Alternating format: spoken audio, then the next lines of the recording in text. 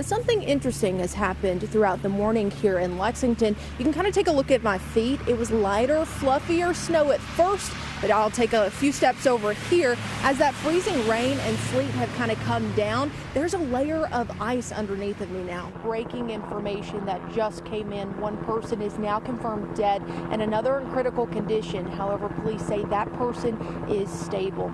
And now we're getting to hear more from State Auditor Alyssa on the special examination that she's launching. We know that the trooper involved in this situation was taken to the hospital and is being treated for his injuries. Doug says something miraculous is that the cross on the front of the fellowship hall here is completely untouched. The most exciting part about events like this is to be able to put Bath County on the map in a fun and unique way.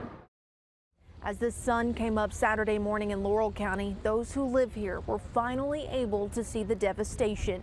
Full homes wiped out, cars crushed beyond recognition, and lives completely turned upside down.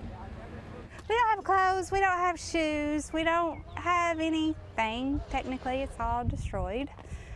I don't even know where we're going to sleep at the moment, so. For Tina Carnes, this isn't her first time dealing with severe weather at her home off Old Whitley Road. Straight-line winds damaged her home 17 years ago, resulting in $50,000 in repairs. But this time, the damage goes far beyond fixing. Thank God Almighty, my family is okay. They didn't get hurt. Everybody's alive and well. They all got in the closet. Usually Carnes is the one helping others. She is the CEO of Kentucky Neighbors in Need, an organization that helps the unhoused community. She says she was actually in Pike County taking part in a program that helps those facing natural disasters while the tornado took out her home. She never would have imagined coming back home, she'd be the one needing help. It's done a 180 on me. I mean, it's, yeah. So I need help right now.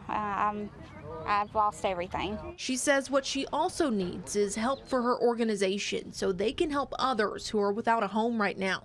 But she also needs assistance finding her dog. I think my Sadie girl, I think she's buried in there. And I can't get people to come and clear out the debris to get to her.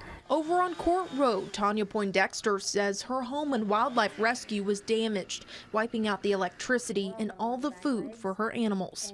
I mean, I honestly thought we was going to die. I really did. Poindexter says she doesn't have insurance, so she's unsure how she's going to manage getting back on her feet. But she says folks who follow her rescue on social media are coming out in droves to help make repairs and pick up animals. I didn't have a chainsaw, I don't have nothing, and I don't have the extra money to pay for somebody to come and help.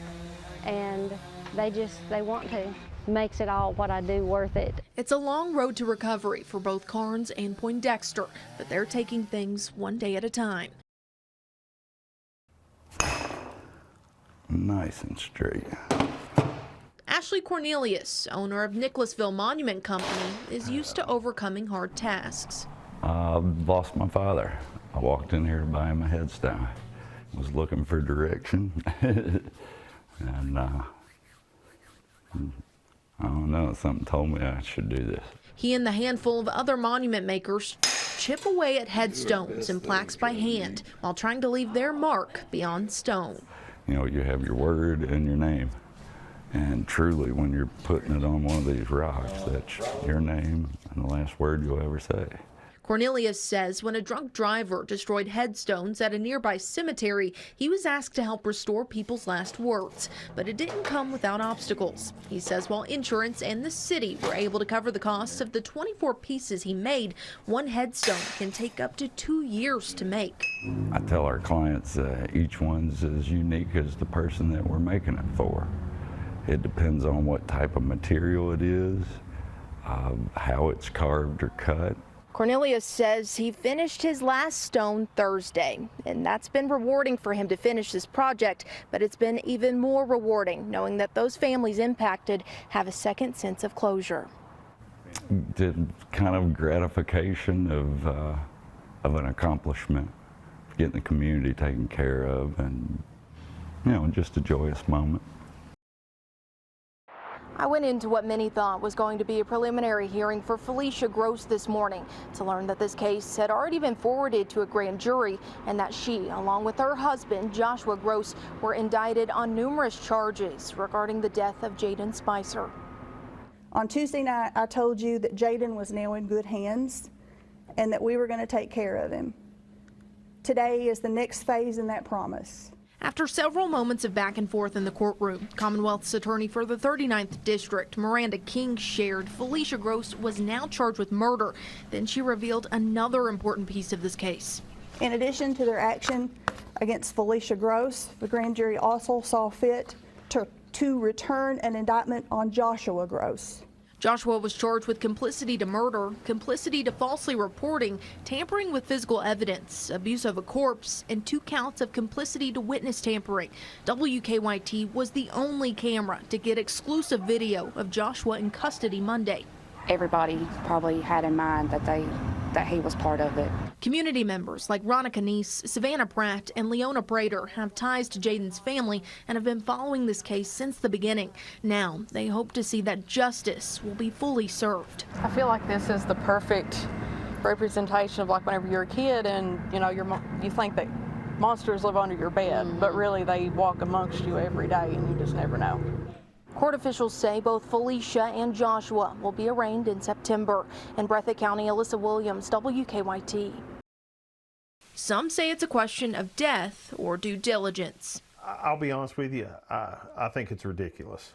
Powell County Judge Executive Eddie Barnes says he and another EMS worker were called to assist James Harrison when he was bitten by a snake earlier this year. The victim had told us that we needed to administer the anti-venom as soon as possible. If not, the first stages was paralysis, second stages was respiratory arrest, third stage was cardiac arrest, and he said, I'm going to die.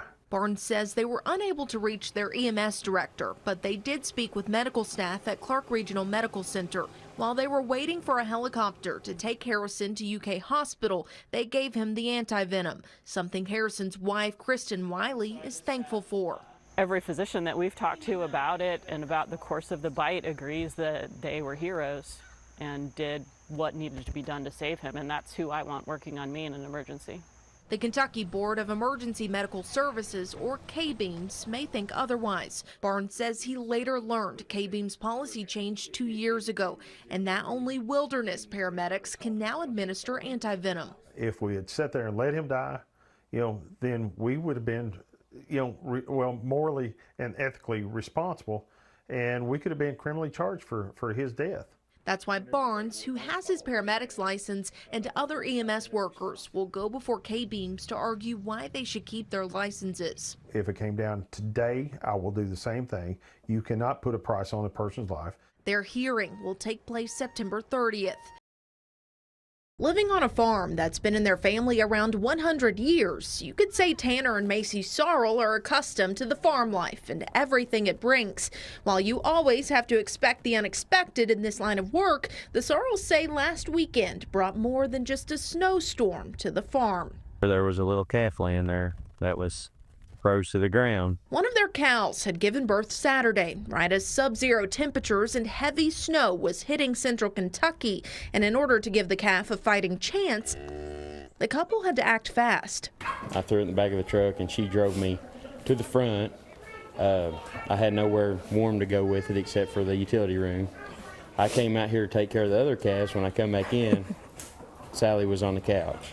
You heard that right. The little calf they named Sally got the best seat in the house to get warm. Macy says it wasn't long before Sally was cuddled up with their kiddos, too. We had the blow dryer blowing her and towel rubbing her. We got her back feeling good. After they felt like Sally was in a good place, they reunited her with her mom. Yeah, she's back there running around.